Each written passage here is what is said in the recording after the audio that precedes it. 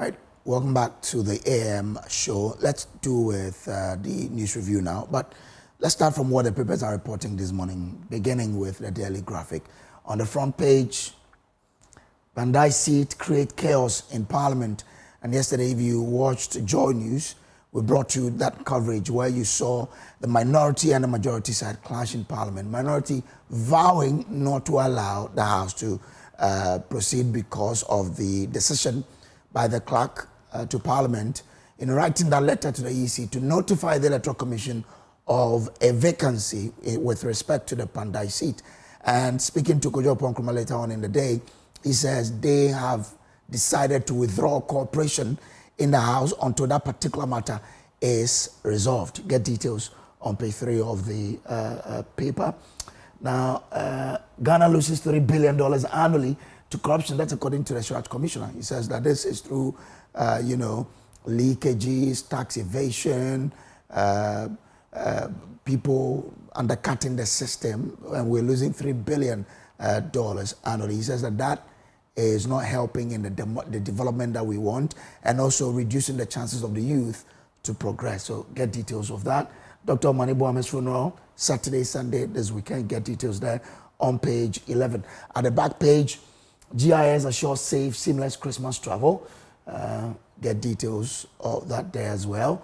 Reverse tariff increase, audit ECG, Ghana Water Limited, FABAG to government. Get details on the back page of the paper. Let's do the Daily Guide now. 90 illegal forest traders arrested. And according to the director of CID, she says the people who have been arrested include Ghanaians, Beninois, Togolese, Nigerians, and a lot more African nationals who are involved in this trade. She says that the monies that were taken from this operation have been deposited with the Bank of Ghana for safekeeps as investigations are underway. Now, the big story, pandemonium in Parliament, get details there. Court retains Mustafa Hamid, 9 others bail terms. You know that the OSP has increased the charges for these people, but the counsels for them argue that even though the charges have increased, the monies have not substantially increased, and therefore the bail terms should be retained, and the court listened to the counsels and maintained the 2 million cedis bail each for these 10 people. So that is that. The MPP is also saying that they won't abandon the Bandai MP, or you would want to say in code now, the embattled MP, Matthew Yindam. They say that they will fight with him in court, fight with him with all the resources available to make sure that his victory, because they feel that that victory is legitimate, will be maintained. Details there on page, I think, 6 of the paper. Let's do more other stories, other papers here. Okay, now the publisher says Ghana to lose $630 million with lithium royalty cuts. So you remember that the royalty that the previous government agreed on and signed on was 10%, but this government, because they say they are introducing a new LI to then bring about the scaling up, they have, in this current deal, reduced it to 5% because that is what the law mandates. But people say that that particular cut would lead Ghana losing $630 million as a result of that particular cut. There, get details on page 3 of the Ghanaian publisher. Minority demand withdrawal of Pandai vacancy notice, and you watch there in the news. They are not willing to listen to anything at all. We'll delve into this particular matter when we sit down to discuss that with our panel. Now, reject the call of sycophant. Ras Mubarak tells Mahama to refuse term extension. So you are aware that there's a subtle agenda to get President Mahama to go for a 3rd term. He has said publicly that he will not go for a 3rd term, but other people are pushing, and Ras Mubarak is advising the president not to listen to the people who are asking him for a term extension. Let's see how that one goes. Let's do other papers here. The Accra Times, Bagbin tasks new MPs maintain national interest as priority. Well, let's see how that goes. Speaker gift UG student with hotspot comfort zone. And at long last, Kufuor blasts Akufo-Addo, says some of his policies did not make sense. All right, let's do other stories here. The new finder. Bond market turnover rises 54% to 2.47 billion cedis. The details are on page 8 of the paper. GTA Gold Board launched festive promotion offering visitors a taste of Ghana. Yesterday we had a chat with her here, and I might even think that that story is coming from that interview, that for the December in GH, people will be allowed to buy gold, you know, at a discounted price. So let us all make a point in getting there. And that's what this paper says, that they are offering visitors a taste of Ghana. Now, government orders independent audit as road fund debt hit 8 billion. Now we understand that the Gold Fund Board has been inaugurated with the chairman being the MP of Wasa East. Let's see how that board is also able to make sure that the road fund is administered the way it has to be. And let's do a news center now. Unpaid ex-Heath Goldfields workers to picket at Lands Ministry today. Well, we'll keep an eye on that particular one. Ghana to lose up to 630 million if NDC government slashes lithium royalty from 10 to 5%. Get details there. Republic Bank SHC Alliance promises flexible home financing. And Cybel Energy clinches landmark Guyana oil block there. On the back page, okay, so it tells details of the Republic Bank SHC Alliance there. Ghana retains its support in African investment. We brought you that story on the AM News. Let's do others here. The custodian newspaper, Baumia salutes Star Oil Ghana for fuel now, pay later scheme. You remember the former vice president launched that credit-worthy scheme, and according to his write-up on Facebook, it is that which the Star Oil is using to now say you can come with your Ghana card to take fuel on credit and pay later because of the credit-worthy scheme. Let's see. So you can go to Star Oil now and buy oil now and pay later. But big story. Withdraw Pandai seat vacancy letter to EC. Minority tells Bagbing, because they say without doing that they are withdrawing their cooperation. So details of that story there. Let's do other stories here, the other papers. Discover says chaos in Parliament as minority fights majority over Speaker's decision on Pandai, and it comes with interesting photographs there. NDC blew 38 million cedis on Akwatia by-election. Honorable Team Fojo is saying the details on that. Government CSO WhatsApp group, part of Mahama's blueprint for an elective dictatorship, according to the NPP. But I've heard other people say that that WhatsApp group is actually a group that is dealing with drawing up an action plan to deal with corruption. Let's see how that goes. Bank of Ghana injects $10 billion to stabilize city in 2025. And Baumia starts Upper West tour. That's get details there. NDC youth protest against Nanton DCE over alleged misconduct. Those are the papers. Let's do Major Online briefly, and then we can get into the discussion. Start with the BBC. It says, Australian teens navigate new world without social media as ban takes effect. Well, so some serious countries are protecting their teens from abuse on social media. And so there's that ban there. Let's see how that goes. But they say that the teens are navigating the new world without social media as ban takes effect. Okay. Sperm from donor with cancer-causing gene was used to conceive almost 200 children. Wow. Get details of that story there. Let's do City Newsroom now.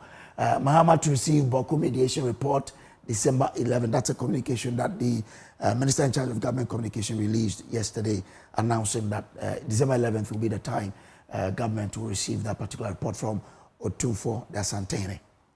Let's do Major Online now. IEA halt ratification of revised lithium agreement between Ghana and Barari. Interesting about the lithium deal. Get details there because some people have been, discussing this. Now the IEA has waded into this discussion that Ghana must halt this ratification, or Parliament must halt the ratification process. Now, Mahama urges global manufacturing firms to invest in Ghana because Ghana is open to business. We'll try to keep taps running, but not 24/7. Ghana Water Company entered a new 15.92% approved tariff. And Ghana risks losing about $630 million if government reduces lithium royalty rates. Well, those are the stories on myjoyonline.com and other stories as well. So get there and get details of that. Well, let's try and deal with, sit down now and have the discussion with our panel as we've lined them up. Dr. John Osai-Kopon is lead the Democracy Project. He will be joining us. Dr. Asante, political scientist at the University of Ghana, will also be joining us. And Dr. Rashid Rahman is director of the African Center for Parliamentary Affairs. They will be my guests for today as we delve into the matters. But even before that, let me bring you some information that you will need. But I'm told I've been joined on Zoom by Dr. John Osai-Kopon. Doc, good morning to you. I hope all is well. Okay, we'll be getting Dr. John Osai-Kopon shortly. Dr. Asante, good morning to you. Doc, if you can hear me, kindly unmute so we can hear what you're telling us. Hello. Aha, good, I have you. I trust all is well from your end. I am well, and yourself? I am well too, by the grace. Good morning to you, Ujo, and then, of course, my brother, Dr. Osai-Kopon, and our viewers as well. Okay. Yes. And I guess to Dr. Rashid Rahman too. Oh, okay. I haven't seen him. Doc, apologies, and good morning to you. It's been a while. All right, all right. He will come up and then we'll get. Dr. John Osai-Kopon, good morning. Morning, Kojo. How are you? I'm well. Let me start with you, Doc, Dr. John Osai-Kopon, because you are the lead for the Democracy Project. First, what do you make of what happened in Parliament yesterday? Well, good morning to you. Good morning to the other guest. Good morning to your viewers. It's unfortunate, in my view. In fact, I used to think that a lot of the rancor that we saw in the 8th Parliament was primarily because of how closely divided Parliament was. And therefore, that sort of led to a lot of the clashes between the minority and the majority side on key issues that would come before Parliament.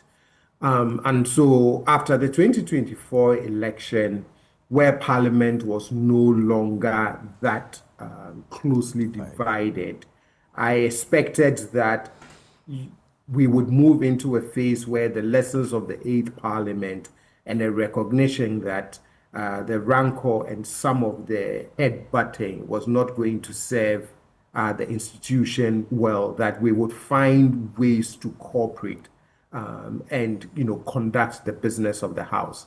But I think the first indication of some of that rancor and deep divisions continuing, was seen, during the inauguration, of the 9th Parliament. And then more importantly, we started seeing that through the vetting, some of the chaos that erupted during the vetting. And it seems that it is continuing. And I know that there are deep divisions or disagreements over some of the, happenings in our governance and in our political space. But it was unfortunate to observe, how things quickly degenerated from the minority expressing its valid concerns about the Pandai election, the subsequent court judgment, and the declaration of the seats. There's nothing, untoward or nothing wrong about them expressing those grievances about the entire process leading to the declaration of the seat as vacant by the Clerk of Parliament. But I think it is the tactics and the subsequent behaviors that became very disruptive to parliamentary procedure that I found worrying and concerning. Okay. What do you see to be the impact of that on parliamentary process and Ghana's parliament in general? So, I mean, interestingly, the majority still found a way to continue with the business of the House, over the next couple of hours. My biggest worry is that its impact is more on public perception and how the public continues to feel about Parliament as an institution.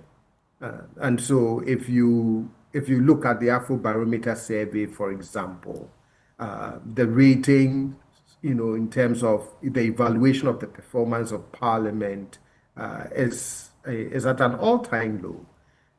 And then trust in Parliament as an institution has been on the decline for at least the last 5 rounds of the Afrobarometer survey. And even when we have conversations, in public spaces, social media, you tend to hear these narratives about people's dissatisfaction with Parliament, whether Parliament is really addressing the people's issues, etc., etc. So when you put all of that together and we see these scenes and these happenings, it reinforces some of that public perception and disapproval of Parliament as an institution. And that, for me, doesn't augur well when a key branch of your governance setup continues to lose the trust of the citizens that they are elected to serve.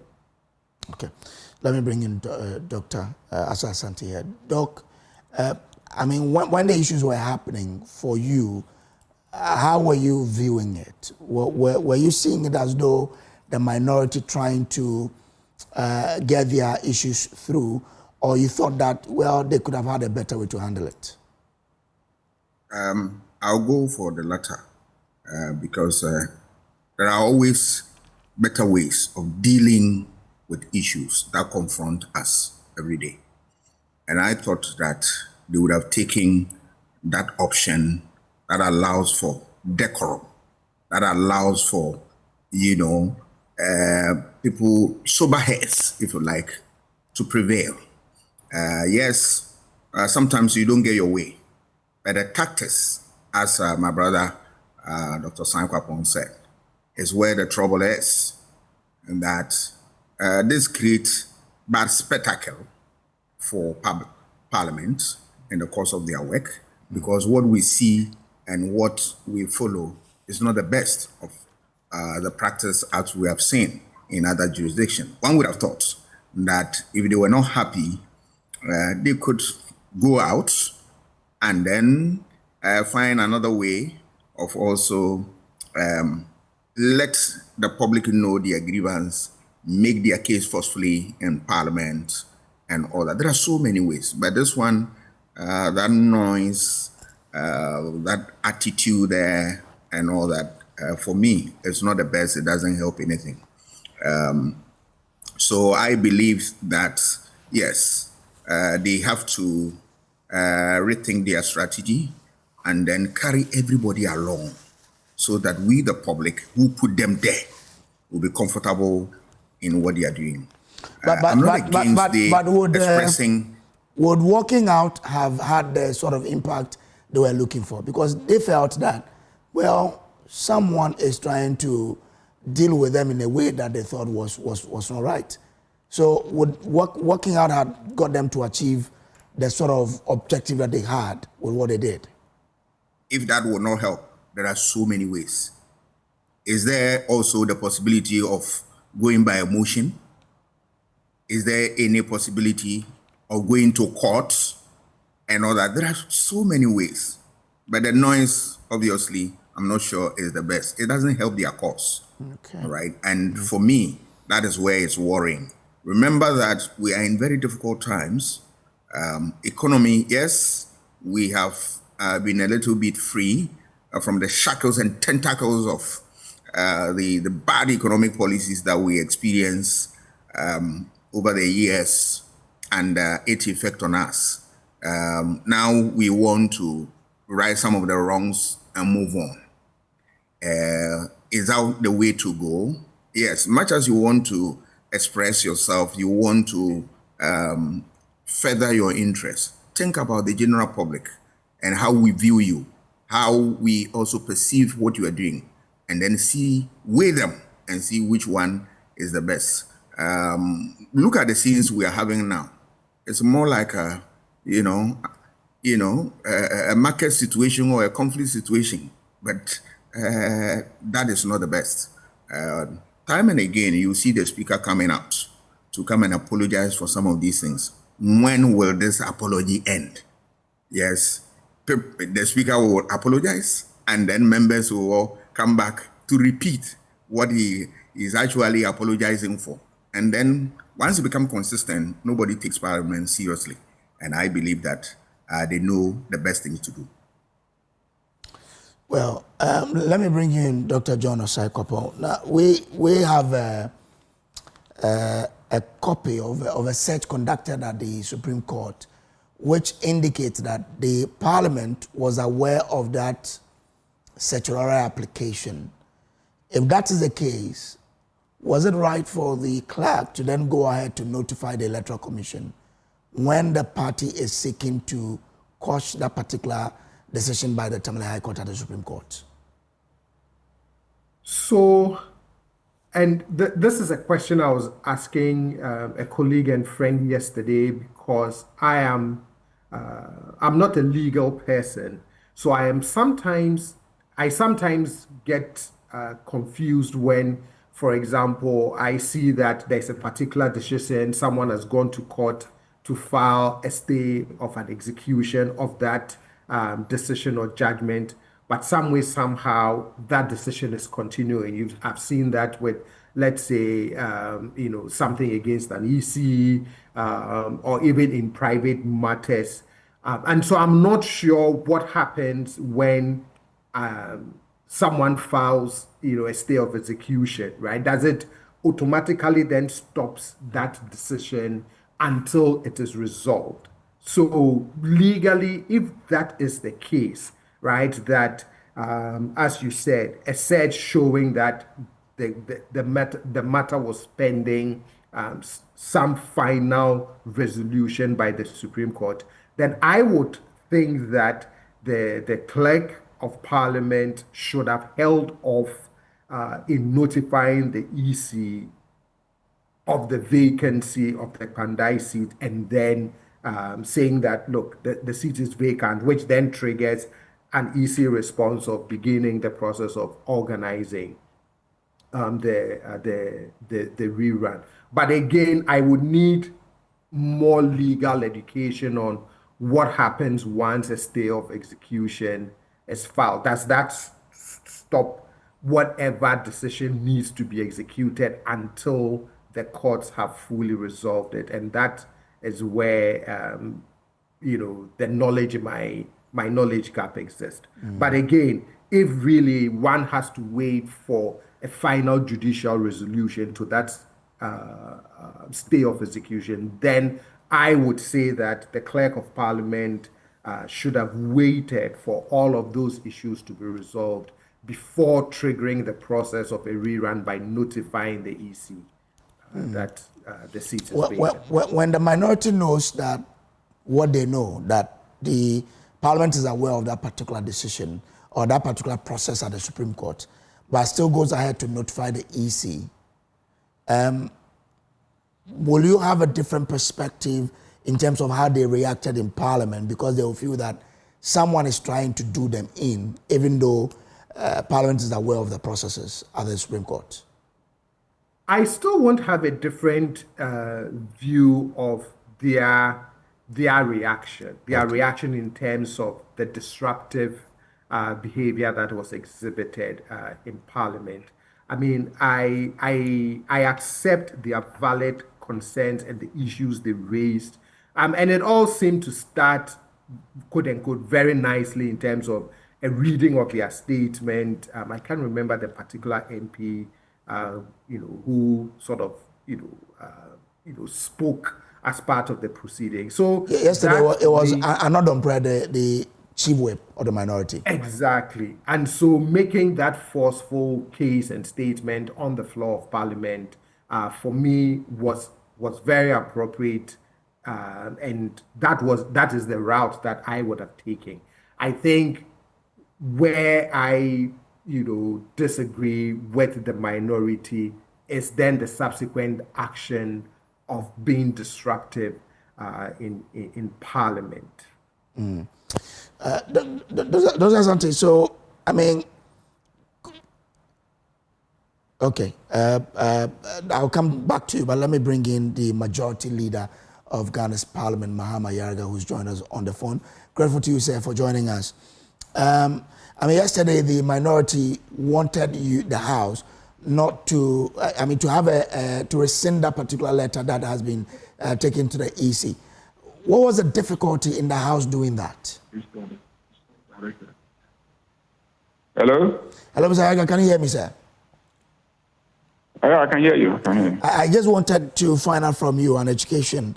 What was the difficulty in the House recalling that letter from the EC just to make matters lie in the House so that there could be peace? Well, it's not a complicated matter if you understand what it is. So I'll just take a little bit of your time to explain exactly what it is so that you and your viewers and listeners can understand. Following the decision of the High Court in Tamale, ordering the rerun of the election in Kwandai, the Member of Parliament, Honorable Yinda, appeared in the chamber and wanted to make a statement. Then a member from the NDC side raised objection, saying that the court had ordered a rerun in his constituency, so he was no longer a member of the House. That drew the attention of the Speaker, and he decided to give a ruling. And the Speaker essentially said that after a court decision or order, that order is not enforced within 7 days. 7 days are allowed so that the person can decide whether they want to appeal, they want to seek an order to stay the execution of the decision, or anything. So until after 7 days, nobody can enforce or execute the order of the court. So the member was still a member until 7 days, which will be the 1st of December. Now, in his ruling, the Speaker then made a statement to the effect that after the 7 days, if the member filed or decided to exercise his right of appeal, it may further elongate the time that the person may stay in the House. So I think that the minority claim, and they said that to me yesterday, that on the basis of what Speaker said, the honorable member then went and filed an appeal and then, filed some processes, a motion on notice for stay of execution at the High Court. And so they served those processes on Parliament. So they thought that it had the effect of staying the execution of the order of the court. Meanwhile, Article 1125 of the Constitution also says that within 7 days of the occurrence of a vacancy, the Clerk of Parliament shall communicate to the Electoral Commission that there's a vacancy in Parliament, and therefore a by-election should be organized.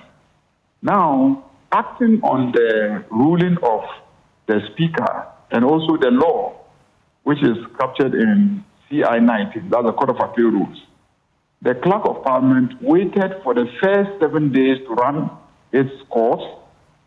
Then the constitutional obligation that says that within 7 days he must write to the Electoral Commission kicked in. So starting from 1st of December, he also started counting 7 days.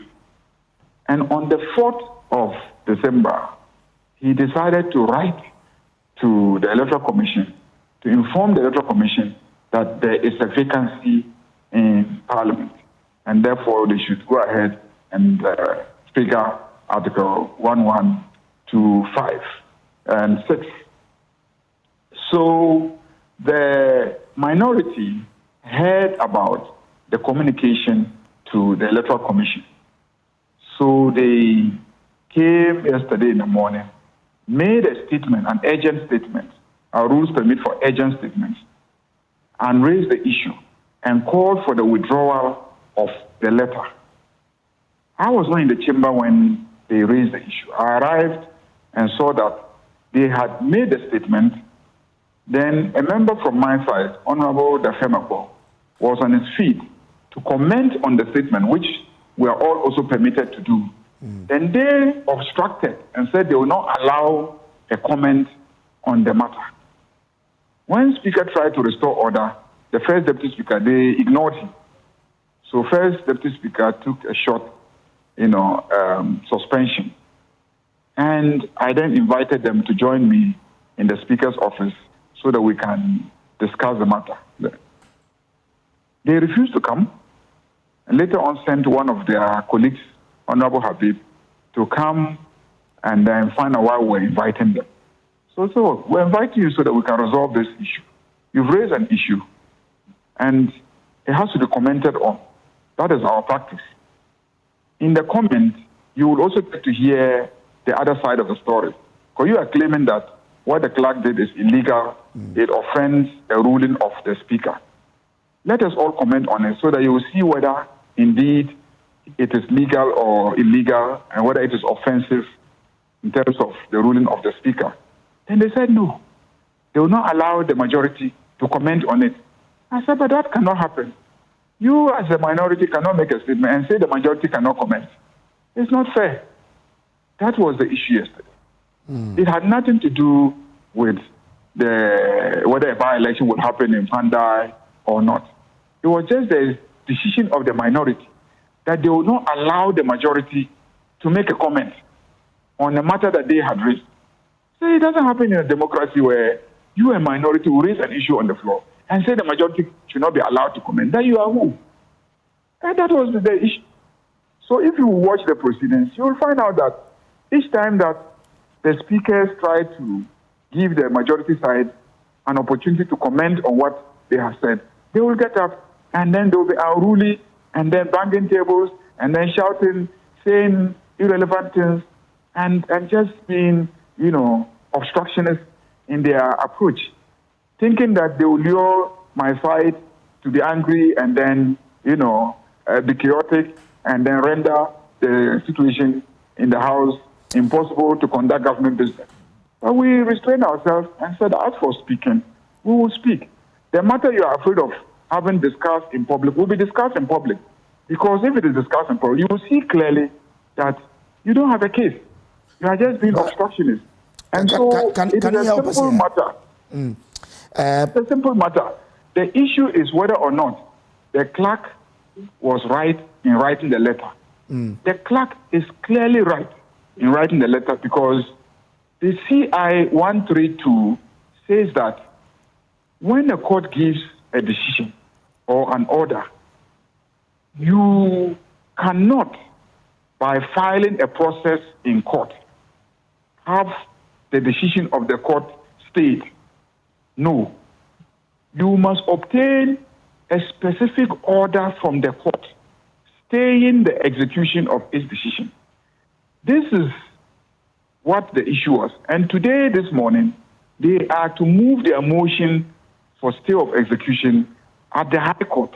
The High Court may order that its order should be, the execution of its order should be stayed pending the determination of their appeal. The High Court may refuse to grant a stay. Then they will now have to go to the Court of Appeal. The Court of Appeal may grant an order staying the execution of the decision of the High Court. The Court of Appeal may also refuse to stay. If it looks at the facts and it comes to a conclusion that there's no basis for staying the decision, it may refuse.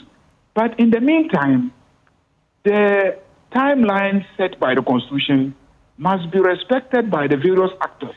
Otherwise, they too will start in violation of the Constitution and they will suffer a penalty for that. And so the clerk was only covering himself because the Constitution says within 7 days of the occurrence of the vacancy. And the Speaker had ruled that the vacancy only occurred from the 1st of December.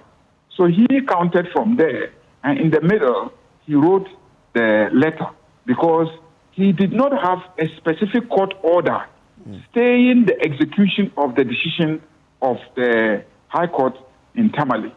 And he did not have an order from the Court of Appeal also staying the execution of the decision of the order of the High Court in Tamale. So the clerk was perfectly within the law. And they didn't want this debated publicly. Okay. That was the problem. We said, okay, let's debate it publicly. Let Ghanaians hear your side of the story. Let them also hear our side of the story. So no. That will not happen. There should be no debate outside about in which country will this happen, and not in Ghana. The kind of constitution that we have that requires transparency and openness, that gives Parliament and all sides of you. You are even half of our number. You are not even up to half of our number. But when the Speaker rules that when he is giving us 2 minutes, he will also give you 2 minutes. Me, I can divide your number by close to 3, and yet I have 2 minutes to speak, and you also have 2 minutes to speak. You don't find that unfair. And you now are proceeding to a point where you are even saying that my side cannot be heard speaking. I mean, where would that happen? That was really the issue in the House yesterday. It had nothing to do with Pandai. They are only trying to bring in Pandai to mask the issues and bring in issues about John Mahama or Boku. And I will not be distracted by all these irrelevant matters. The issue is whether we as a majority should also have a right to speak in this chamber. And you, the minority, cannot be dictating who can speak and who cannot speak in this chamber. Well, but with the clerk being aware of the processes, would it have taken away anything had he held on a bit for today, whether the High Court will grant the stay of execution or not before he moves on with the letter to the EC? It didn't matter. So long as the clerk did not have a court order restraining him from executing the decision of the High Court, he was perfectly within his right and authority to have written the letter. If today the High Court grants a stay of the execution, that stay will apply to both Parliament and the Electoral Commission. Remember, the Electoral Commission has not issued any notice of polls. It hasn't indicated that it will hold a by-election. So nothing has happened. It's just the clerk covering himself by acting within the 7 days. So it is the Electoral Commission that will decide whether it will go ahead and organize the election or it will wait and hear from the court. Okay. So there's nothing that has really happened. So far as I'm concerned, that will say that there will be a by-election. No. That is a matter for the Electoral Commission. And I was telling them yesterday that, but you are in court tomorrow morning. Why are you worried about a letter written to the Electoral Commission? The Electoral Commission hasn't even told you that they are going to organize the election in 30 days. Maybe they are waiting to hear from the court. Maybe they are not. We don't know. But don't jump the gun. Wait till tomorrow morning. Go to court, move your motion. Let us hear from the court and let us see whether the Electoral Commission will trigger the processes. They said no, that the letter of the clerk is going to undermine the court. I said no, but who says the court listens to what the clerk writes? The court will listen to your argument. the basis for you wanting a stay of its decision. That is what the court will listen, not what the clerk has written. Oh, what the clerk has written will prejudice the mind of the court. I said, but the clerk is acting perfectly within his right as clerk and within the instructions of the Constitution. So you cannot also fault him for acting within the instructions of the Constitution. Because if he doesn't, and somebody also brings an act to impeach for the violation of the Constitution, you will not be there to defend him. So let him cover himself. That is really the issue. Well, they explain that with the clerk's letter, even if the court stays the execution of that particular judgment, the Parliament has already declared the seat as vacant. So then there's no seat that is also not true. Okay. See, that is the point. They keep misapplying and misrepresenting the law. Once there is an order to stay the execution of the decision, that order will apply to everybody in this country. It is coming from the court that please stay the execution of my decision. Or the Court of Appeal says, look, even if election is tomorrow morning, and the court decide that the execution of its order should be stayed, I can assure you that there will be no election the following morning because the courts of this country have spoken. Nobody can organize it. Even if they campaign and spend all the money in the world, and even if the people wake up at 4 a.m. and go in queue, and by 6, 7, they come to open polls, and that morning the court sits and issues an order that there should be no election. Trust me, there will be no election. In SAR, that was what happened. The people were ready to go and vote, and the day before the court said that no, there should be no election. The people of SAR didn't vote. That is the rule of law. So exercise restraint. Rather concentrate your effort in convincing the court that, there's a chance that your appeal will succeed. And if your appeal succeeds and an election has already been organized, it will cause irreparable damage to your case. No remedy will suffice. That is the argument you should be making to a court today, so that the court will sit and reflect on it and say, yeah, you are making a case. When you look at the facts of the case and look at the judgment or the order, maybe there's a mistake, and therefore there's a chance of it being overturned at appeal. And therefore, if by the time it is overturned at an appeal, it turns out that an election has already been organized, the court will have a difficulty saying that the person who has been elected should step down, and then the old person. I mean, it is still possible because if you recall, even presidential elections, when the NPP, petitioned against the election of President John Mahama, the court said, let's continue. If we go ahead and we conclude that the election was null and void and that John Mahama did not win, the court will so declare. If they declared, President John Mahama will step down, and if the court declared that it was Akufo-Addo who won, he will hand over to Akufo-Addo. And this country will live through it. We sat and watched the proceedings on television for several months, and finally a ruling was given confirming. Vice versa occurred when President Akufo-Addo also challenged, and we also sat and watched. So even if the person is sitting there and acting as a president, and the court says, no, you didn't win the election, so step down, give it to this person, he actually won the election, the two sides were willing to abide by the decision. So even in this is a mere parliamentary election. Even if there is a by-election and you take your case and finally win, the person who is sitting there, if the court orders that no, you are not supposed to be there, the declaration of the nullity of this other person was not founded in law, and therefore we are reversing it. So we'll step down and the person will come back and be reinstated. This is a country of rule of law. We believe in the rule of law.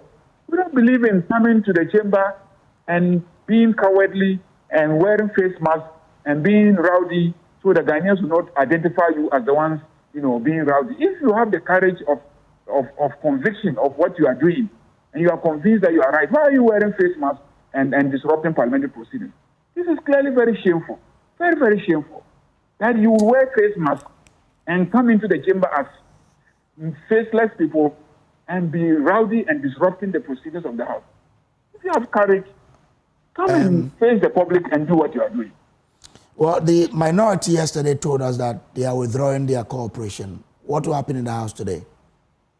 Oh, yeah, I'll go to the House. I will take all my estimates, have them passed, and then have the House adjourn. Every other bill, I have bills to pass. I will pass all those bills and then proceed. As for cooperation withdrawal can be in several ways. Maybe they will vote against everything that we bring. That's not cooperating. Maybe the small support that they give us, they will withdraw. For instance, sometimes members may be sitting in committee and etc., and then we don't have the numbers in the chamber to transact business. Cooperation sometimes is they not raising an issue of quorum, because under our standing orders, once you are going to start business, even when members withdraw from the chamber and you don't have the number required, the law is that the quorum that you started with stands until somebody raises an issue of quorum, and then there's a head count, and then a discovery made that indeed you don't have the numbers. You are presumed to have the numbers. When they say they will draw cooperation, it means that they will insist on all our members in the chamber before a decision is taken, or that they will vote against everything that we bring and then elongate the whole process of getting things approved. Those are the law piece of expressing non-cooperation. And they are within their right to come and utilize all those powerful mechanisms to express their non-cooperation. And I don't mind if they come and try to do that. All I need to find where my members are, make sure I have the numbers like I did yesterday, and then go ahead, get my estimates approved and the bills voted for. If they vote against, we do head count, and then we will win. And if the speaker sees clearly that I have the numbers, when you call for head count, he will ignore you because he knows that if he counts, I still have the numbers, so you are going to waste time. So those are the lawful mechanisms of non-cooperation that they can. But if they intend to come and exercise an unlawful conduct, trust me, I can assure you, they want to fight, I can fight. I just don't like it. It's not in my nature. If you call for a fight, you will have it. Are you saying if they want a fight, you give them the fight? An unlawful mechanism, I will fight them. Did you say if they come for a fight, you give them that fight? I'll give them a fight. And I will fight lawfully. I can cite them for contempt, and I can insist that the consent proceedings are conducted, and if they are found guilty of contempt of Parliament, I will insist on the enforcement of the decision of the Privileges Committee, and that is the fight, a lawful mechanism of fighting. What is the plan of your side to use your numbers to amend the Constitution? Which Constitution? Ghana's Constitution. Who has proposed the amendment of the Constitution? Do you have a proposal to amend the Constitution on the floor of the House? I'm asking, just answer yes or no. Is there a proposal to amend the Constitution on the floor of the House? Is there something in consideration, under consideration? I'm saying that, is there a proposal by anybody to amend the Constitution on the floor? I'm asking you. Is there something under consideration? Because that's something we've heard the minority side say, that you want to use your supermajority to amend the Constitution. I'm asking, is there anything like that in the offing? But as we speak today, we have that number to amend the Constitution if we want to do it. We don't need Pandai to do that. So if you are losing Pandai, lose it gracefully. Don't try to obfuscate matters and throw dust into the eyes of Ghanaians. As we speak today, with or without Pandai, NDC has the numbers to amend the Constitution. But nobody has proposed the amendment of the Constitution. So if you are losing another seat, lose it gracefully. Don't come shouting wolf when there is none, because the day that there will be a wolf, you'll be shouting and nobody will be minding you, because you are used to shouting wolf when there is no wolf. So don't keep raising false alarm when there is no threat, because it will get to a point where Ghanaians will not take you serious. The day that the threat will come and you'll be shouting wolf, wolf, wolf, there's a wolf, nobody will even come to your aid. By the time you realize the wolf has devoured you. So I'm advising my friends on the minority side. There is no proposal to amend the Constitution. I don't see any proposal on the floor to amend the Constitution. As for the question of John Mahama doing a third term or not doing a third term, these are matters they are mentioning. I don't have a proposal before me in the House for President John Mahama to do a third term. I don't have a proposal. So when you come to the chamber and you say you won't do business because John Mahama wants to amend the Constitution, where is his proposal to amend the Constitution? Where is it? Will you ever support such a proposal to amend and allow a third term? Third term. As for me, until I see a proposal and then I understand the basis for it, I will keep quiet for now. John Mahama himself has spoken. I don't know why when somebody speaks, people refuse to listen. He himself has spoken. So why are you speculating and then asking me questions based on speculation? I will not answer that question. But what is your problem with people speculating without any concrete basis? You are afraid that John Mahama is so popular that if he presents himself to Ghanaians for a third term, they will vote for him? Or you think that the argument that when there is a break in your tenure, then you become entitled to do another term? This is an argument that even America is contemplating. Even America. America that has its constitution that is running into more than a century, even they are having that discussion that they think that because Donald Trump, had his tenure interrupted by losing one election and then coming back, they think that he hasn't done 2 consecutive terms and therefore he should should do another election again because once there's a break, then the 210 limit doesn't apply. This is a conversation that is going on among constitutional lawyers and experts. And I recall that even before John Mahama was elected president, if you recall, I hope my facts are right, either my uncle, Martin Hamidu, or somebody raised the issue of whether or not he was even qualified to file and contest as a candidate for the NBC because he also interpreted the Constitution to mean that once you had ever been a president and enjoyed the benefits of, the protection granted and the facilities granted the president after you leave office, you are not entitled to come back and then file again and contest. You remember that even before John Mahama became, a candidate of the NDC, the argument about his entitlement to rerun came up. So these are matters that keep coming up. But it's up to Ghanaians to decide. It's up to the judiciary. If somebody decides to go to court to test it, he is perfectly within his or her right to go to court and then test it.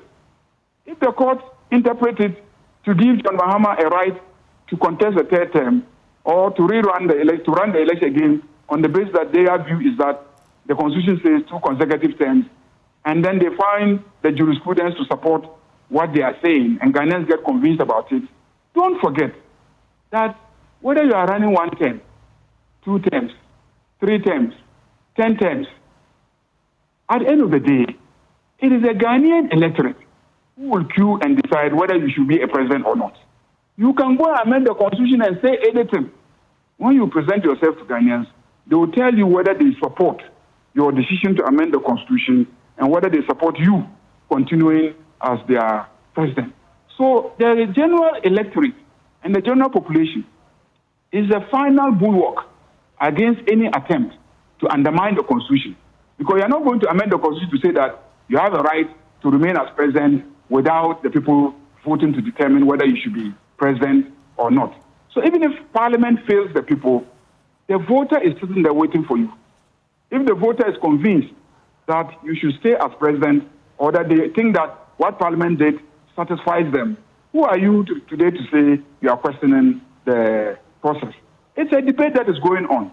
And indeed, it is a debate that is fueled by the opposition themselves. But where do you stand? Where do you stand? They are the ones who are putting the idea in people's heads. Okay. You see, ideas. But Mr. Araga, where do you stand on that debate? When you put ideas in people's heads, they may actually start thinking about it seriously when they were not thinking about it. Okay. So, but I want to find out from you, because you are also a lawyer and a reputable lawyer at that. Where do you stand on that debate? To tell you the truth, where I sit, whatever I say is a sensitive matter. If I tell you my personal convictions today, you will say, oh, Ayerga has said this. And because Ayerga is a majority leader and leader of government business, what he says reflects the view of X or Y. No, nobody will do that. This is your personal thought. Commenting on the matter. You get the situation. I have refrained from commenting on the matter because I don't want my views to be misrepresented as the views of any collective.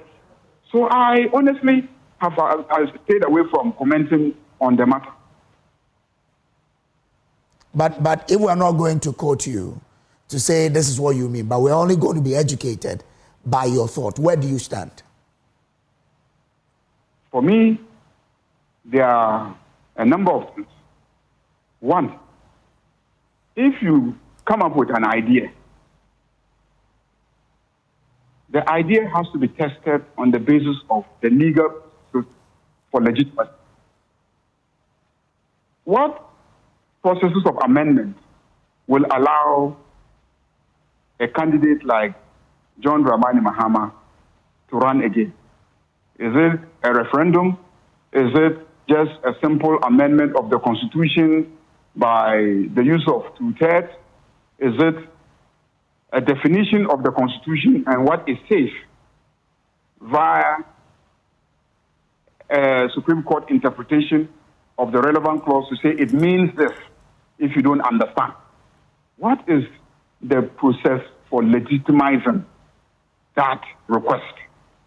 If you go according to the process for legitimizing that request and get it legitimized, who am I? Who am I to say that it will not be done? I'm a student of the law. I'm a maker of the law. And I'm a practitioner of the law. And there are processes. If you go through the processes and the processes allow you to do that, I cannot contest that. But like I said, I'm also a Democrat who understands that whatever maneuvering you engage in, at the end of the day, it is the Ghanaian electorate who have the ultimate power to decide who becomes president, even for one term. Just as they did the last time. He became president for one term, sought to be re-elected, as the Constitution allows him to do. But the electorate said, no, we will not keep you as our president. He went, he came back, requested, and they said, oh, this time we'll keep you as our president. So the electorate has a capacity to understand these nuances and to make a pronouncement. So there are two hurdles. The hurdle of legitimizing that, and then the hurdle of the electorate accepting it. So I am satisfied with the mechanism that the Constitution put in place to check this kind of situation. And so people should be watching the mechanisms. Okay. As for the question of, because of John Mahama wanting to do a third term, which he hasn't said he wants to do. Okay. That's the funny thing. The man has said that, he is not thinking about it. Why are you putting the idea in his head? Okay. Why are you, NDC hasn't come out to say that they want to amend the Constitution that their candidate will run a third term. Why are you putting it in their head? Because it is dangerous for you to keep pushing it in their head, because the more you discuss it, the more maybe some NDC will come say, perhaps maybe it's an idea worth considering. So let's consider it, given that we have the capacity to do it. So I think that the minority are rather trying to incite, people to end up wanting to do something that they have clearly said they are not thinking about now. Okay, you are the leader of government business. Will you push it if it comes? If my party takes a decision that it is something that they want to pursue, if I have an opposition to it, and internally within the party, I am unable to convince them about my side of the argument, and they convince me about their side to the argument, and I become convinced, in my position as leader of government business, I will be obliged to pursue it. If I don't accept, then I have to resign. If I resign, then it doesn't fall on me as leader of government business to pursue the party's position. But if I remain as leader of government business, I will be obliged to pursue it. If I'm against it, I will resign. Okay. I'm grateful to you, sir, for your time here on our Thank show. you very much. Mahama Yarga is the majority leader of Ghana's parliament. Well, we would also try and raise someone from the minority, but he says, if a minority cooperate or not, he will try and get his numbers in the House and make sure government business does not suffer. Well, Dr. John Osai-Kwapon is still with me on the line. Doc, you heard the majority leader there. What do you make of his explanation so far? Well, you know, with regards to the Pandai case, as I had mentioned, I needed that education in terms of what happens when someone is trying to stay the execution of a judgment of the court. The only question that I have of reflection is when he says, you know, the minority could have waited till this morning to go to court and move their motion for the stay of execution. I also then asked myself that, given the sensitive nature of this matter, what would it have had if the Clerk of Parliament also waited a day or two to see what would happen in court today after the minority moves its motion, right? So I agree with him that the Clerk is perfectly within his rights to have done what he did. But I'm just asking that if that same argument applies that, hey, minority, why can't you just wait till tomorrow morning, move your motion in court, let's see what the court says? Then I'm equally asking, what would it have had in terms of the process, in terms of even ensuring that we avoid another clash in Parliament if the Clerk of Parliament also waited a day or two just to see what the court will do or not do? But in terms of the constitutional amendments, where do you stand? Look, it's a very I don't know what keeps fueling this narrative. I call it, you know, constitutional fidgeting. We've seen what has happened in other countries, you know, in the region, where this, you know, others have tried to fidget with term limits. Some places successful, some places unsuccessful. I would have wished that, and with all due respect to you as well as to the majority leader, I would have wished that he would have avoided going down that rabbit hole. From the very first question, I would have expected his response to be, look, don't even think about it. This is not a path that as a country we want to go down on because of and forcefully just put it to rest. But having engaged the conversation further with some of the ways he tried to explain it and all of that, it won't let this narrative die anytime soon. If anything at all, it's going to fuel it. And for me, it is a very dangerous conversation to even entertain the ifs, the whats, and all of that. No, it's. I'm just worried. But with your understanding of the Constitution, would that be a referendum, or Parliament can easily take that decision? I mean, my understanding of the Constitution, at least from my perspective, it is very clear. The Constitution grants you 2 terms, whether it's consecutive or non-consecutive. That is it. You get 2 terms, you serve, you bow out peacefully, you know. And the president himself has even made it very clear that this is what the law says, and I would respect the law. I just don't know why this narrative is still being fueled. Perhaps we don't know the consequences of even entertaining this kind of conversation about fidgeting with term limits. And I just hope that whenever it comes up, I mean, the purveyors of that narrative would stop. But even when it is thrown to others, that they would push back and say, this is not something you even want to keep entertaining, or this is not something that we should be. I'm not a constitutional expert, but the Constitution is very clear. You get 2 terms, consecutive, non-consecutive, you're done. You don't want to jeopardize Ghana's democracy over this kind of conversation of trying to do something with term limits. It's a dangerous path. Let me bring in Dr. Asante now. Doc, I mean, you heard the majority leader there that the minority could have waited and make their point today. Again, he says that they as a majority are not perturbed by what's happening, that he would ensure that he is able to get his numbers in the House to do government business. What would you expect of how Parliament should behave today? I expect nothing but how the rule of law to prevail. From what I listened to from the majority leader, even though I've not heard from minority, if I should go by that, my understanding is that it's nothing but pure politics and, pure politics and tactics that they employ other than law.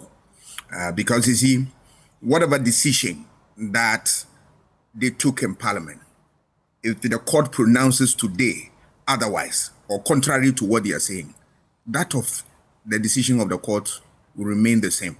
So I did not see the point of that attitude, that unruly behavior in Parliament is needless. It's nothing but politics, because you can, declare the person persona non grata in Parliament, but the court will reinstate the person if the court deems it fit.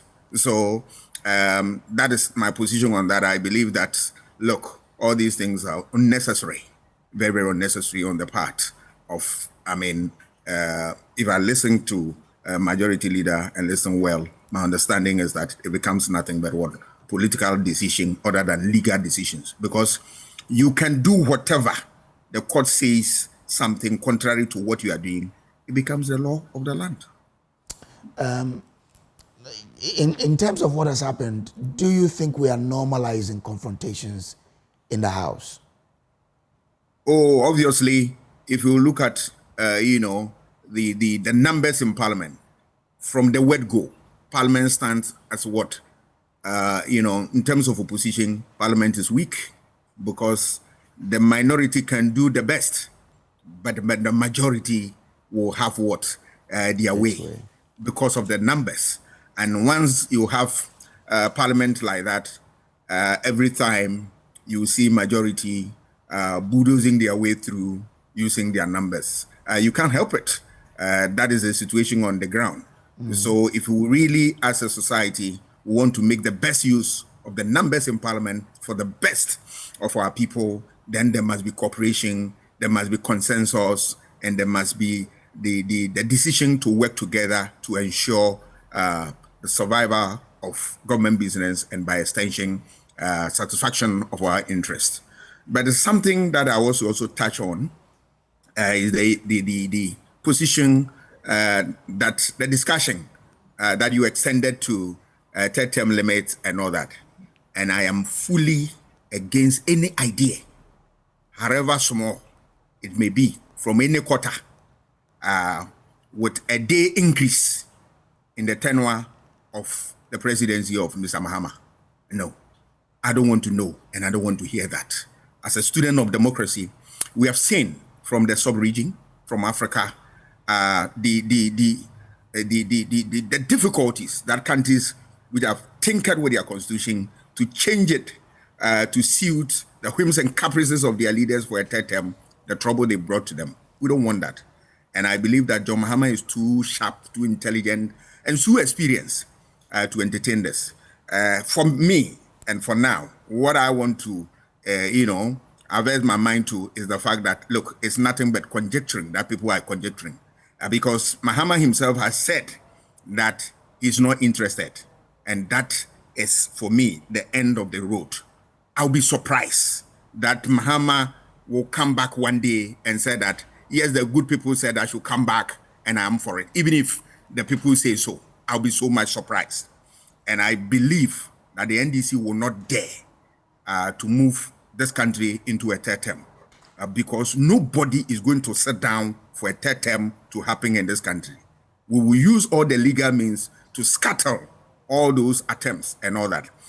What is fueling this is a section of the people in this country and some members of the NDC who are saying Mahama for third term and all that. Those people should think about these states and then condemn themselves that they are unfair to the president. The president himself said, I'm not interested. Why are you saying this?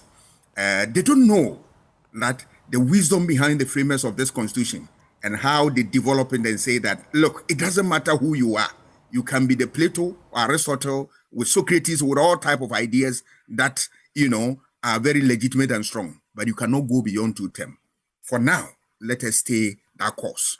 Because I ask myself, if you are a leader and you have something to share, you have something to leave as a legacy, you don't need, 3 terms. The Constitution doesn't give anybody 2 terms. It gives you only 1. By dint of hard work, the people will add 1 term to it. So if you have 2 terms of 8 years, what more do you have? People have forgotten the fact that if you encourage this and this thing comes to stay and you have a bad leader, all of us will end up being ghosts in this country. There will not be any Ghana because you have a brutal leader, and with a long tenure, you can survive. Let us not go on that trajectory at all. And as I've said, we will use all legal means to resist any attempt, any thoughts of it within the public space, because this is no. I stand for democracy and I stand for 2 terms, nothing more, nothing less. All right. Let me bring in Nana J. Bafo Ewua. He's MP for Menchia South. Nana, grateful for joining us here. The majority leader says you could have waited to move the case in the High Court today about the appeal. I think the appeal is called, and then the stay of execution. If the court grants the stay of execution, then that could take effect on the process that has been or the letter that has been written to the EC. Why didn't you take that route? Since a lot of you are even lawyers and you know what the law says. Thanks for having me. Thankfully, the majority leader is also a lawyer. The speaker is a lawyer. The clerk of parliament is also a lawyer. And they also know that the tendency of the motion for stay of execution is in itself stay of execution. And so why didn't they also comply with it? Are you saying that contrary to the education that a court has to grant the stay for it to have effect, just by filing it should take effect? Even before the court grants it, hears and grants it, even before the court hears and grants the motion, whilst it is pending, it amounts to stay of execution. It amounts to stay of execution. There are 3 types of stay of execution. There's the statutory stay of execution, which is when the decision of the court has been made, dependent on the nature of the decision. If it contains an order that says do something, or an order that says don't do something, that order is what we call executable order in law. It can be enforced. And so within the first 7 days that the order was made, the law says that order cannot be enforced. The reason is that you are being given room to explore the possibility of an appeal and then you may also apply for stay of execution.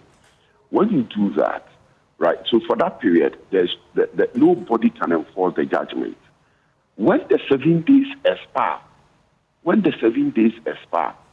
right, if you go ahead to file an appeal, the appeal in and of itself will not amount to a stay of execution. But in addition to the appeal, if you also apply for stay of execution, pending the determination of the stay of execution, the judgment cannot be enforced. Let me give you the reason why.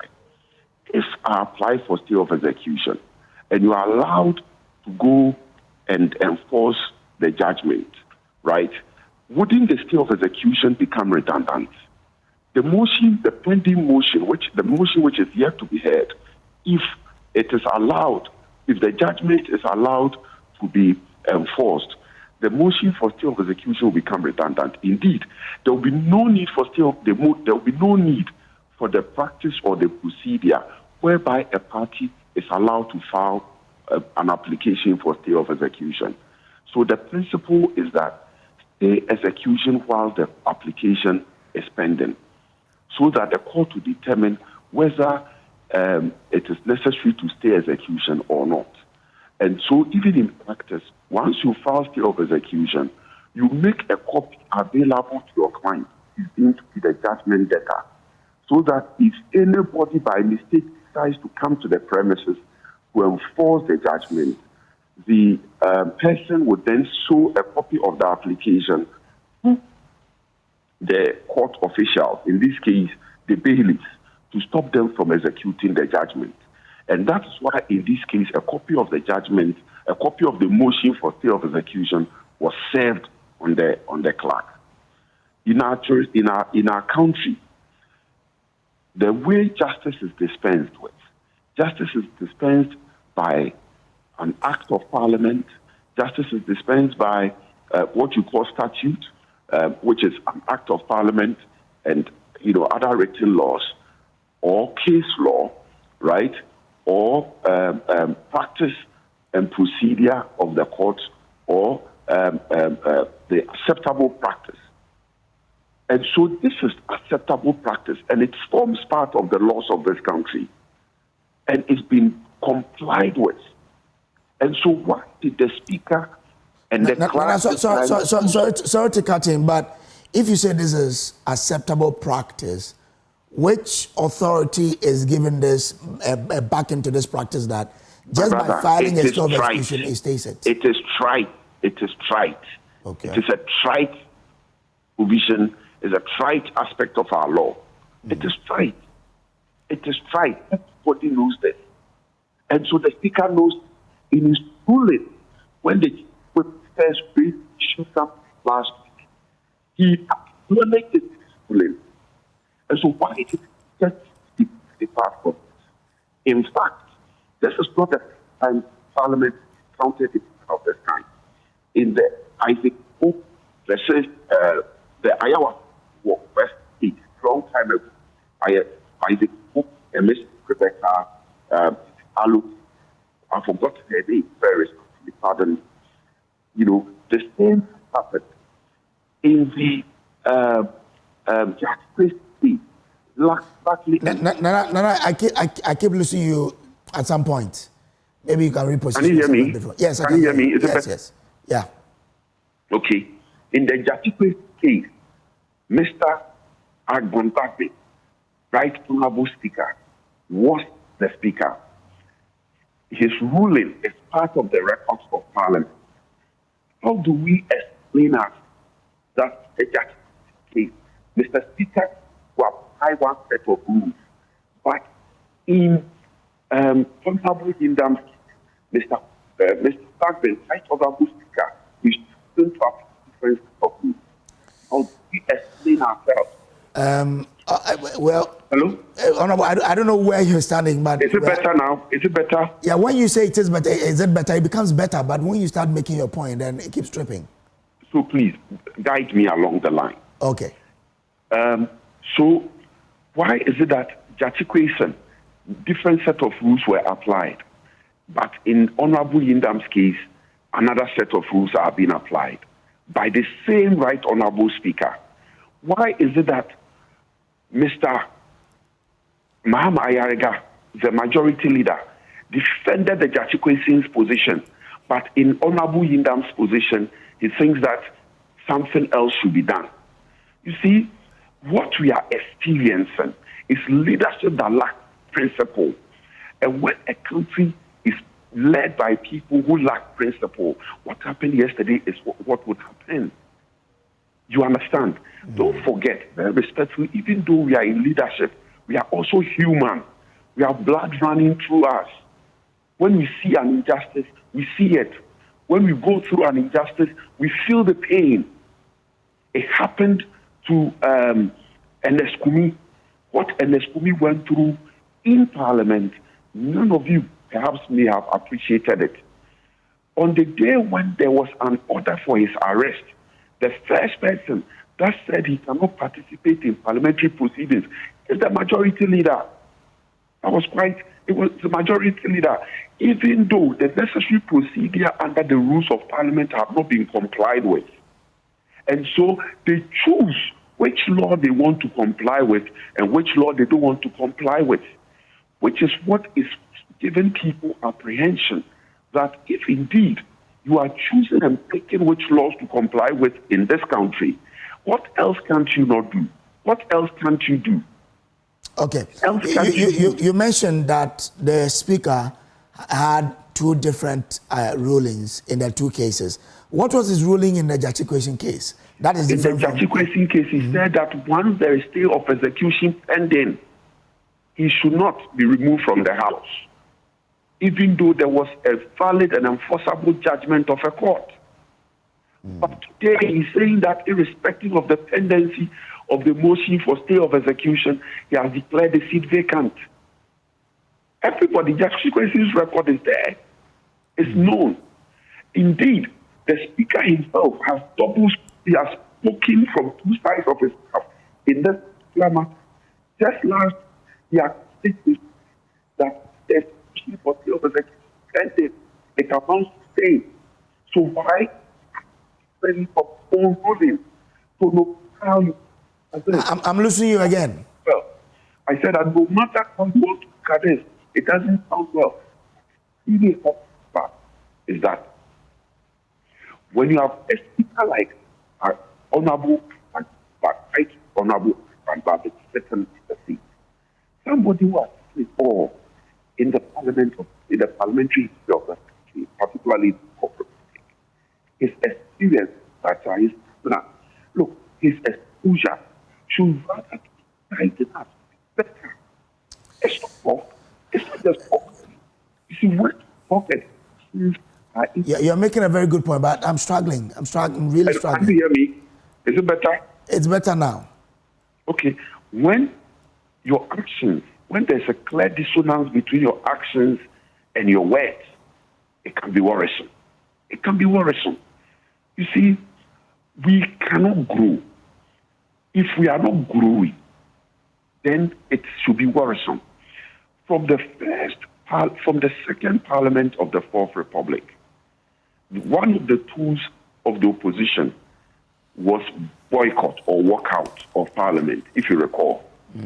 It is not the MPP party alone that has engaged in walkouts, right? Mr. Babben, whilst he led the NDC as the minority leader, was engaging in walkouts, right? Now, people are seeing that it is not an effective tool for dealing with situations. So now they will stand and disrupt proceedings. Where is that taking us to? What tool are they going to employ next? We need leadership. There is default of leadership in Parliament by all the things that are happening. People that should go back and guide on the right have chosen to do things that would affront the laws. And that's, as a people, and that's very specific. You know, so if you are that why we wait for the decision to be made this morning, why also comply with the law? But are you not worried about the image that this action of yours is giving Parliament? Respectfully, it is worrisome. But I believe that when you are caught between the rock and the hard place, right, sometimes you may act in a way that might not be acceptable to all men. But in the future, people will come to accept you. When the J.H. Mensah Parliament, very respectfully, the distinguished J.H. Mensah, started using the tool walkout, it was not popular in this country. Subsequently, the NDC came to adopt it, right? And so that is where we need leadership in Parliament. We are not leaders for nothing. We are leaders for a reason. We are leaders because we ought to act in a manner which is different from how everyone else may act. do we do it? When really we are being pinned down, when really, even when you are being pinned down, the person is standing on you, trying to take everything from you because he thinks that he's in a position to do it. He's in a position not to even act consistent with the law. You see, we are in a very difficult situation, not in normal times. And I believe that Ghanaians will appreciate where we find ourselves, that the Speaker of Parliament chooses not to comply with the law, that the majority leader chooses not to comply with the law. And so what else are they going to comply with? But what law have they not complied with? Pardon? What law have they not complied with? The law that when a motion for stay of execution is pending, it amounts to a stay of execution. When the court made a decision in Jachikwi, it was a judgment. The Speaker said he would not comply with it because there's a motion for stay of execution pending. Okay, all right. Is something different being done now? Okay. One of my guests, Dr. Asante, has a question for you, so please listen to him. For opportunity, Kojo.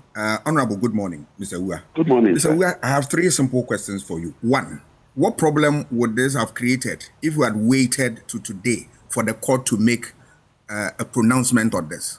What would have been taken away from you if you waited than the ugly spectacles that we see? 2, this behavior that your group put up, and by extension, Parliament in general, do you sanction it? You are saying that, yes, DH mentions period, Mr. Bagwin's period, the employer walkout and all that, and today is being employed. Do you think this behavior is worthy of emulation for any Parliament of Ghana to employ? And the last one, what wrong did the clerk commit when you know the law more than I do, that he has to work within a certain time frame, and that time had matured for him to trigger that process? Was he right or wrong? If anybody says that the judge ought to have worked within a certain time frame and that time frame has matured, that person is throwing dust into our eyes to justify an illegality. When there is a motion for stay of execution pending, even if there is a time frame within which something must be done, the clock stops ticking. And so the time frame issue doesn't even arise at all, even if it exists. It doesn't arise. And so when they have chosen to disregard law and now taking reference to things after again, right?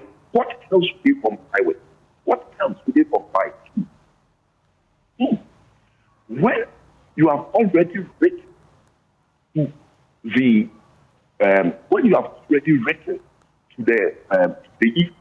to declare a of execution, what is there to say? The judgment has now been enforced. The enforcement of the judgment has started. What is there to stay? What is there to stay? So what they did was basically to overreach the court. It's the highest form of bad faith by the Speaker and the clerk. Highest form of bad faith. The highest form of infidelity against the law. Highest form of infidelity against the law. That you know that a motion for stay of execution firstly amounts to a stay. You know that the next day it is going to be heard. Now you start enforcing it. The effect of it is that the judgment that is going to be stayed tomorrow, that is today, has started being enforced. And so there's nothing to be stayed by the court. And so the court will tell you that your application is now moot. The court will now tell you that your application is moot. And so what the Speaker and the clerk did is the highest form of infidelity against the laws of this country. Complete disregard, absolute contempt of court. Absolute contempt of court. And so they didn't act well.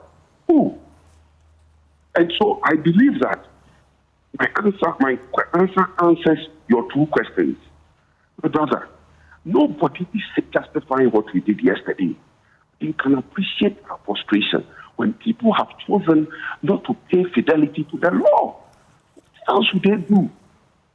You deliberately write this letter just to overreach the court. What else would they not do? What else would they not do? Brother, you see, please, let's appreciate where we find ourselves. You have tied my hands. You've tied my hands behind me. You are slapping me left, right, center. Now you determine how I react. You've tied my both hands behind me. You are slapping me. You are kicking my stomach. You are now determining how I react. Please, let's in this country, please, for once, appreciate some issues. Okay. All right, and I'm grateful to you for joining us. Will you be in the house today? Certainly.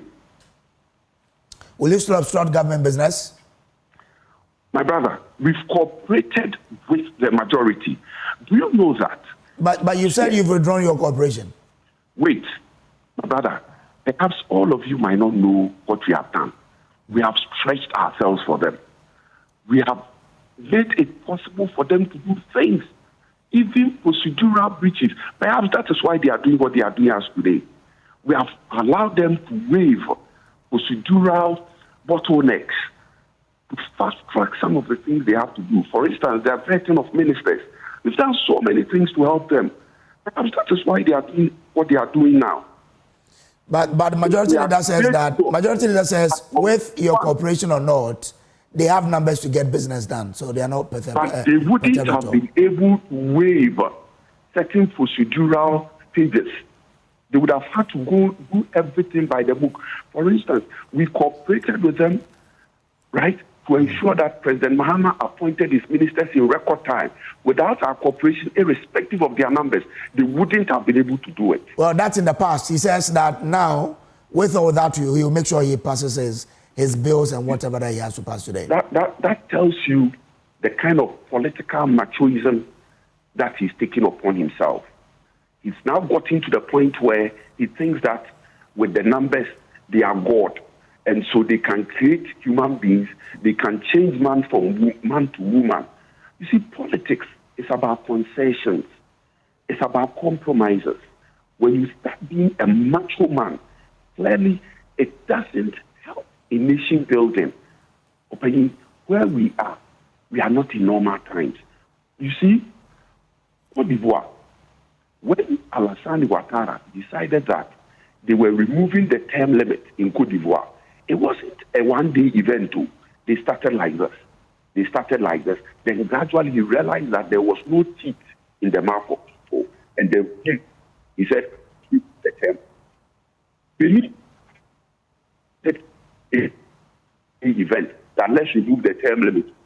They began them for himself because people were praising him, right? And making us like we are happening here. Togo, when they decided that rather than the universal adult suffrage being exercised to elect the president, they will let Parliament now decide on who becomes president. It was a one-day event too. It starts small, Okay. then we get there. All right, Nana. So don't take what is happening today for granted. Okay. And I'm grateful to you for joining us this morning. Welcome. And Thank you very much for having me. Grateful that you came. Is MP for Mensha South, Dr. John Osai Kapon. Doc, grateful that you could join us here. He's leading for Democracy Project. And also Dr. Asas Sante, political scientist at the University of Ghana. Doc, you have any final words? Yes. I would think, thank you for the opportunity, but I think that it doesn't matter what. Parliament should be able to find common ground in these matters. The confusion partly is to be blamed on Parliament, that they keep on giving us different interpretations about such situations, and then we find ourselves in a very confused state. They should do the needful by educating us and educating us well, so that at the end of the day, they can carry us along. But I will say again, that issue of third term agenda, let it not cross the minds of NDC in whatever shape or form that they want a third term agenda. It won't work. It won't work. We promise them that we will resist using all the constitutional tools to resist that and make sure that 2 terms should be enough for anybody who is serious and want to work with our people and then leave a legacy. 3 terms, no. We promise them. All right. Doc, I'm grateful to you for joining. This has been the news review on the AM show. Some of you, okay, so I have a test here. Let me quickly deal with it, and then I'll go for a break and then return. This one here quickly says, Nana Kwamwa Boating Ablikuma Central. Good morning, Sammy. NDC MPs in Parliament are increasingly becoming intolerant, really. Matthew Yindam has filed court processes at the Appeals Court and Supreme Court. So why is the Speaker hastily declaring the seat vacant? The Speaker should be blamed for any chaos that happens in Parliament. Anyway, fantastic greetings to Commander Moses Abo, MPP National Organizer Hofo, Nana Kwamwa Boating Ablikuma Central, aka Dr. Baumia, will lead MPP into victory 2028. The AM show is sponsored by Shield Silicone Paint from Azar Group, Syntax Pipes, and Time Herbal Mixture. And Ghana, let's talk about water tanks. Do you really know the secret to real water storage? If you don't, let me help you. It's simple, because if your tank doesn't have the tortoise on it, then it's not the correct tank. So the tortoise tank, Syntax tank, is a champion of water tanks, and everybody knows this, right? And I guess you know as well. It is strong, durable, and built to handle our Ghanaian weather. Rain or shine, Syntax tank has got your back. So go outside, check your tank, and if it doesn't have a tortoise on it, it's time to upgrade. Join the Syntax tank family today and enjoy water storage that's tough like a tortoise. Call 0244-335-168, 0244-335-168 to buy now or find one of our 400 agents across the country. You can also shop online today at syntexgh.com. Syntexgh.com.